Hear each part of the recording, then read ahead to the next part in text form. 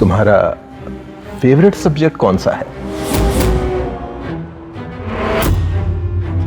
English और history. अच्छा, और शर्मा क्यों रही हो? थोड़ा पास आओ। मैं क्या सोच रहा था, इस बार तुम्हारे समर वेकेशन पर मसूरी घूमने चलेंगे। लेकिन ना मेरा समर कैंप है तो मैं वहीं जाऊंगी। अरे कोई बात नहीं, फिर तुम जहां कहोगी हम वहां चलेंगे।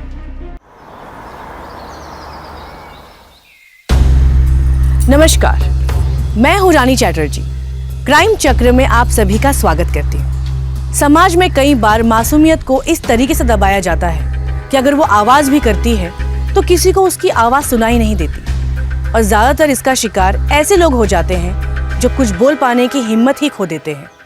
ऐसे में उन्हें कोई उम्मीद की किरण नजर ही नहीं आती, लेकिन जब कोई किरण बनकर जिंदगी में आता है तो रोशनी अपने आप आ जाती है। रानी के जीवन की वो रोशनी था सुरेश। दोनों ही अच्छे दोस्त थे, क्लास के टॉपर थे और एक दूसरे की मदद करते थे, पर समाज की बुराइयां किस रूप में कहां घर कर जाए ये किसी को नहीं पता। अब सुरेश और रानी इससे कैसे बचेंगे, आइए देखते हैं। अबे सुरेश, सिगरेट पिएगा? नहीं, मैं थोड़ा जल्दी में हूँ। हाँ पता है, रानी से मिलने की जल्दी में। वो बात नहीं है, एग्जाम पास आ रहे। तेरे तो मजे है लड़के। लड़की घर बुला दी है तुझे? हाँ तो मैं स्मार्ट हूँ, तुम लोग के जैसा क्लास बंक नहीं करता हूँ। हाँ हाँ वो तो है, तभी तो सुन ली तेरी कि नहीं।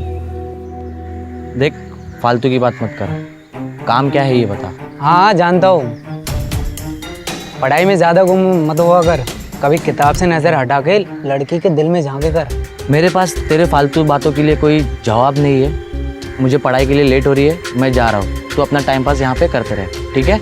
बाय।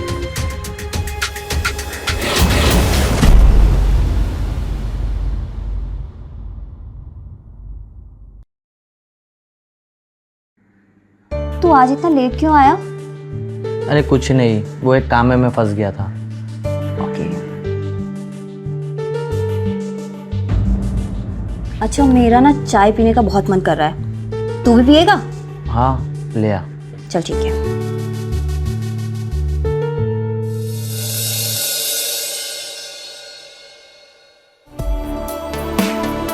सुरेश, हाँ चाय बाद में पीते हैं, अभी ना कुछ और करने का मन है।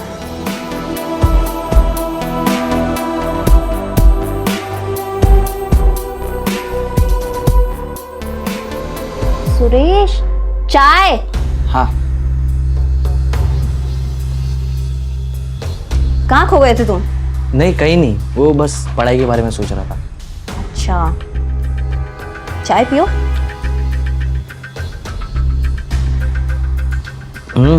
बड़ी अच्छी चाय बनाई हो। Thank you. अच्छा सुनो, हाँ मुझे ये क्वेश्चन समझ में नहीं आ रहा है, जरा समझा दोगी? हाँ। ये वाला।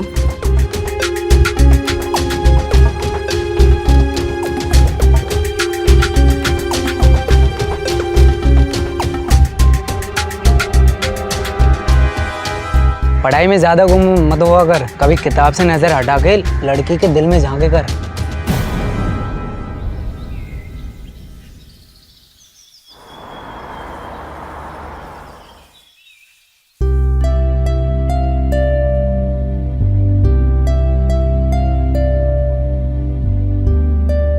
दी, ये सब क्या कर रही हो?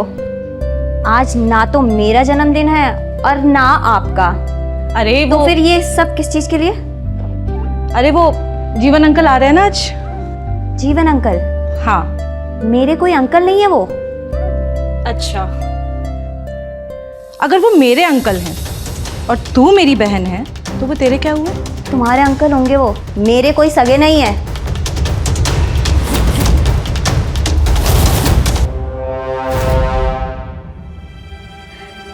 सगे नहीं है, लेकिन सगे से भी ज्यादा बढ़कर करते हैं। आजकल तो अपना सगा कोई इतना नहीं करता जितना वो हमारे लिए करते हैं। मुफ्त में रहने के लिए जो मिलता है उनको। होटल में रहने की हैसियत है उनकी, यहाँ सिर्फ इसलिए रहते हैं क्योंकि हमारी फिक्र करते हैं। और वैसे भी मुफ्त में नहीं रहते। क्यों? तेरे लिए इतने सारे कपड़े, मिठाइयाँ और तेरे कॉलेज की फीस और इस पूरे घर का खर्चा वही तो चलाते हैं। और तू तो जानती है कि बाबा के जाने के बाद इस पूरे घर का भार उन्होंने ही अपने कंधों पर उठा रखा है। अच्छा सुन, आज सुरेश को मना कर देना कि शाम को ना आए। अंकल जी आ रहे हैं ना? तो ये कि 2 ही दिन के लिए तो आते हैं, शाम को बैठेंगे, गपशप करेंगे। पढ़ाई का क्या है, वो तो रोज की है। मुझे नहीं लगानी उनके साथ कोई गपशप। मैं चली कॉलेज, तुम बैठी रहो यहीं।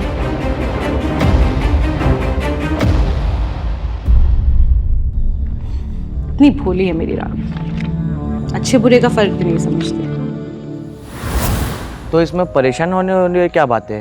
तू अपनी दीदी को बता दे अपने अंकल की नीयत के बारे में। तुझे क्या लगता है कि मेरी दीदी मान जाएंगी? अरे उनकी आंखों पर तो रिश्ते की पट्टी बंधी हुई है, वो तो उन्हें अपने अंकल समझती है। पर मुझे ही पता है ना कि वो मुझे कैसी नजरों से देखते हैं। तो अब करना क्या है? कुछ नहीं, वो आएंगे, ढेर सारा सामान लाएंगे और दीदी से मीठी मीठी बातें करेंगे। और तब तक वो हमारे घर पर भी रहेंगे और मैं अपने ही घर पे घुट-घुट कर जी रही होंगी। और जब दी बाहर चली जाती है ना, तो मुझे बहुत डर लगता है। ठीक है, मैं कुछ सोचता हूँ, लेकिन तब तक तू अपना ख्याल रख। और मैं अब तभी तुम्हारे घर पे आऊँगा जब तुम्हारे मामा जी चले जाएंगे। मुझे नहीं करनी बात तुझसे। और अंकल, आने में कोई तकलीफ तो नहीं हुई? नहीं नहीं, यहाँ आना तो हमें हमेशा पसंद है। लीजिए, रानी आ गई। जब से आए हैं 10 बार तेरे बारे में पूछ चुके हैं। चलो जल्दी पैर छुओ। अरे रुक्मणी, ये क्या? अरे नहीं नहीं नहीं नहीं, आओ आओ, बैठो। वैसे रानी, आज आने में इतनी लेट कैसे हो गई? मैंने कहा था ना जल्दी आना। वो दी, कॉलेज में ना एनुअल फंक्शन है, तो उसी की तैयारी चल रही थी। ठीक है। रुक्मणी, रानी बड़ी होकर और भी खूबसूरत हो गई है, बिल्कुल रानी की तरह लगती है। एक कप चाय और पीने का मन कर रहा है। जी जरूर।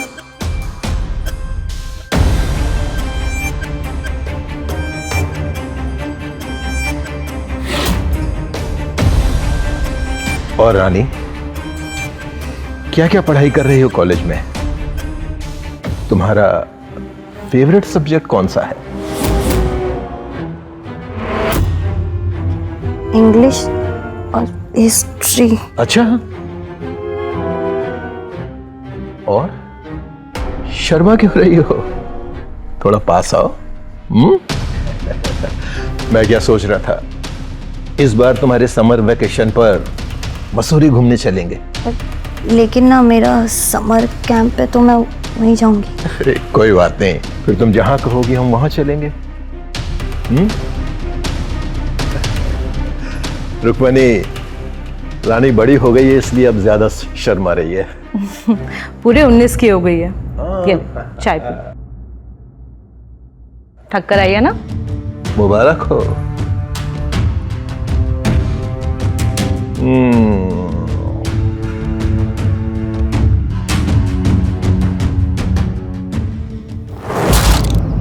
आज समाज में राम और रावण दोनों एक साथ देखने को मिलते हैं। कब कौन किस रूप में आपकी मदद करता है और कौन कब किस रूप में आपका फायदा उठाता है, ये कोई नहीं बता सकता। और उसी तरह का एक आदमी था रानी का अंकल। इंसान की शक्ल में हैवान, जो किसी भी हद तक जा सकता है।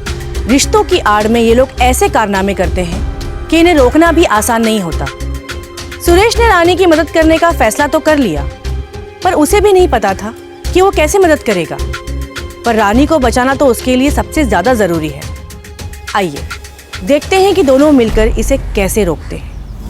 हेलो सुरेश, इस अंकल की हिम्मत ना बहुत बढ़ती जा रही है। अभी दीदी से कह रहा था कि उसे शाम को समोसे खाने हैं, और दीदी शाम को समोसे लेने चली जाएगी, फिर मुझे बाद में बहुत डर लगेगा। तू टेंशन मत ले, मैं अभी मेरे घर पे हूँ, मैं अभी तेरे घर के लिए निकल रहा हूँ। और जैसी तेरी दीदी अगर बाहर जाए तो तू बस एक मिस कॉल मार देना, मैं पढ़ाई के बहाने तेरे घर आ जाऊँगा। हाँ ठीक है, पर मुझे बहुत डर लग रहा है। तू डर मत, बस एक मिस कॉल। ठीक है, मैं ऐसे ही करूँगी। ठीक है। रानी, हाँ दीदी, रानी, आई दी। आजकल के बच्चे भी ना सारा दिन। हाँ दी, क्या हुआ? अंकल को ना छोटे लाल के यहाँ के समोसे खाने हैं, तू खाएगी? हाँ, मेरे लिए भी ना 2 लेकर आ जाना। अच्छा ठीक है, तुम अंकल के पास बैठो, उनका ध्यान रखो, मैं लेकर आती हूँ। ठीक है। मैं आती हूँ अभी।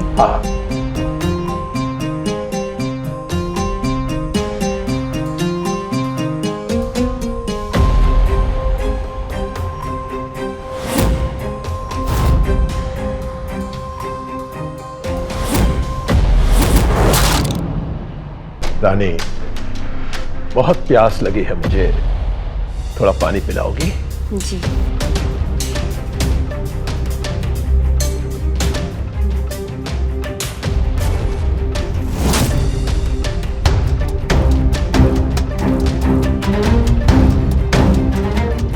लीजिए अंकल जी। अरे वाह,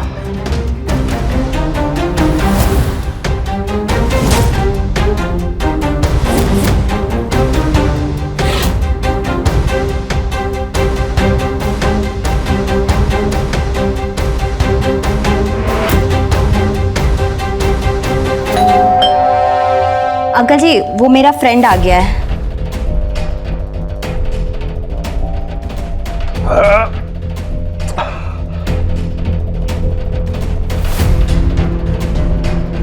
अरे सुरेश, आ गया तू? आजा। अंकल, ये मेरा क्लासमेट है। अभी ना हम दोनों पढ़ने जा रहे हैं, और अगर आपको किसी भी चीज की जरूरत हो ना तो मुझे आवाज लगा दीजिएगा, ठीक है? ठीक है। चल।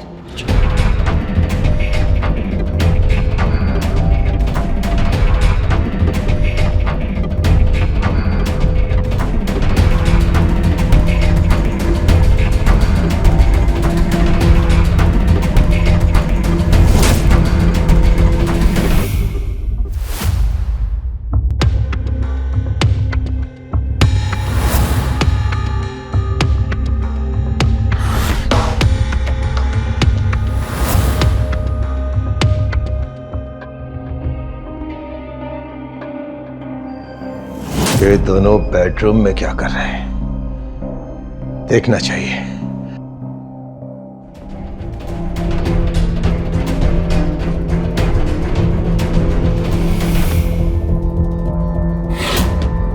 बेडरूम में बैठ के पढ़ाई होती है क्या?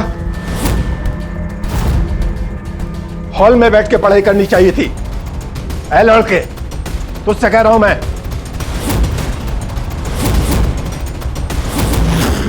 अंकल, सुरेश नाम है इसका। हाँ, जो कोई भी नाम हो, सीधा बेडरूम में घुसा चला है। आप गलत समझ रहे हो अंकल। मैं गलत नहीं समझ रहा हूं, सब समझता हूं। बेडरूम है, बिस्तर भी लगा हुआ है, और जवान लड़की है। शर्म नहीं आती? तेरी तो नीयत ही खराब है। नीयत तो तेरी खराब है अंकल, हमें सब पता है।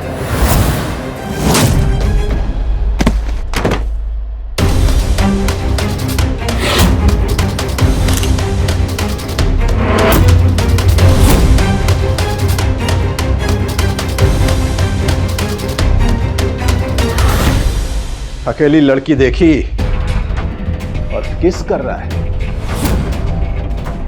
अभी ये फोटो मैं रुक्मणी को दिखाऊंगा, और तेरा इस घर में आना जाना ही बंद करवा देता हो। निकलो यहां से।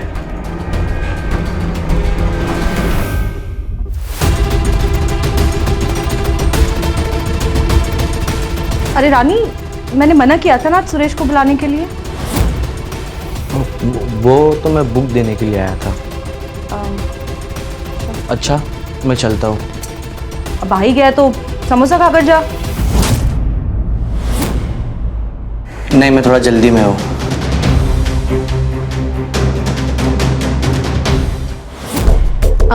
अंकल, एक चाय और चलेगी?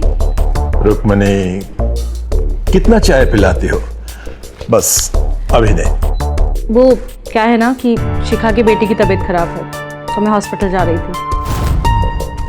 आने में थोड़ा टाइम लग सकता है, और रानी भी अभी सो रही है, इसलिए पूछ रही। नहीं, अभी नहीं। अरे हाँ, रानी आज कॉलेज नहीं गई? नहीं, कह रही थी आज नहीं जाना, अभी तक सो रही है। ठीक है, अच्छा तुम जाओ। ठीक है, आप ध्यान रखिए। हाँ।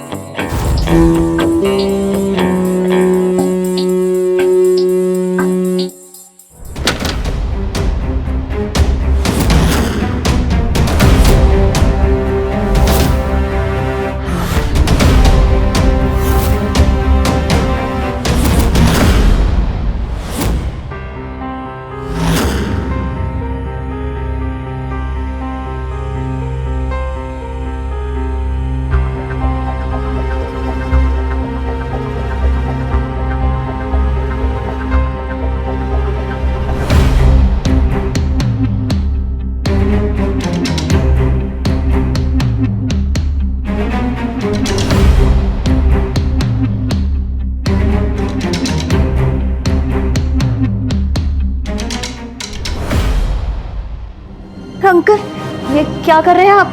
अरे अरे अरे, कुछ नहीं कुछ नहीं। देखो, घबराओ मत। हाँ? अंकल, ये गलत है। नहीं नहीं, कुछ गलत नहीं है। घबराओ मत, डरो मत। पास आओ ना, पास आ जाओ। हाँ, सब ठीक होगा। आ जाओ। ओ अंकल। कौन है बे? ओ, तो तू है। तुझे फोटो चाहिए थी ना? नहीं मिलेगी। मैं वो फोटो लेने के लिए नहीं आया। तो फिर क्या? कल जो तुमने आइडिया दिए थे, मैं तो उसके लिए आया हूँ। कौन सा आइडिया? वही, जैसे आपने हमारी फोटो ली थी, वैसे हमने तुम्हारी वीडियो ली है। वो देखो कैमरा।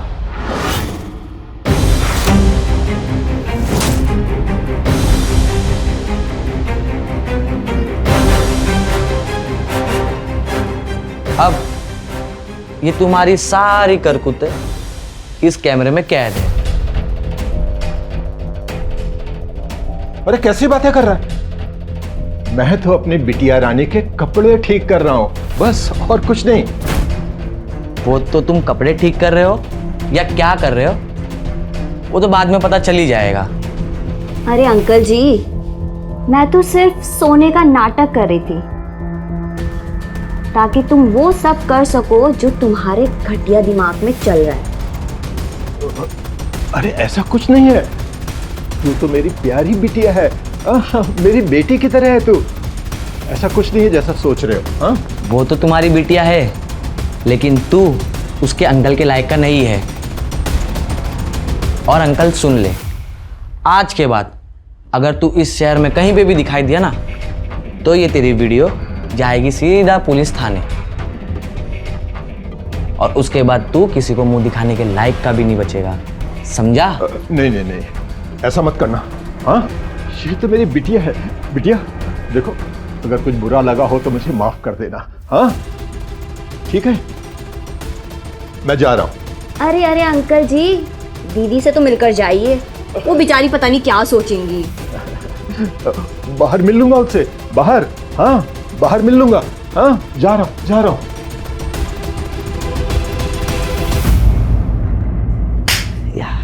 फाइनली हमने कर दिखाया। उस ठरकी के अंकल को भी भगा दिया और हम भी बच गए। यस। अगर आज आप और मैं अपने आसपास देखेंगे तो हमें ऐसे कई केसेस नजर आएंगे जहां यही सब होता है, पर हम कभी ध्यान नहीं देते। दरअसल रानी की तरह रोज हजारों लड़कियां इस तरह समाज में यौन शोषण का शिकार होती हैं। परिवार की इज्जत इन्हें कुछ बोलने नहीं देती और इसी बात का फायदा उठाकर अंकल जैसे कुछ हैवान रानी जैसी मासूमों पर अत्याचार करते हैं। अगर रानी के जीवन में सुरेश ना होता और वो सही समय पे उसे बचाने की तरकीब ना निकालता तो ना जाने ये खेल कब तक चलता रहता और कब तक रानी इस शोषण का शिकार होती रहती। शोषण सिर्फ शारीरिक तौर पर नहीं होता, किसी भी तरीके से हो सकता है। इसीलिए अपने आसपास सावधानी बरतिए और ऐसी किसी भी हरकत को रोकने का प्रयास कीजिए, क्योंकि आप और मैं मिलकर ही समाज को बेहतर बना सकते हैं। मैं रानी अब आप लोगों से विदा लेती हूँ। आप लोगों से जल्द मुलाकात होगी क्राइम चक्र के नए एपिसोड में नई कहानी के साथ। तब तक आप लोग सचेत रहिए अपने आसपास होने वाली घटनाओं से। नमस्कार।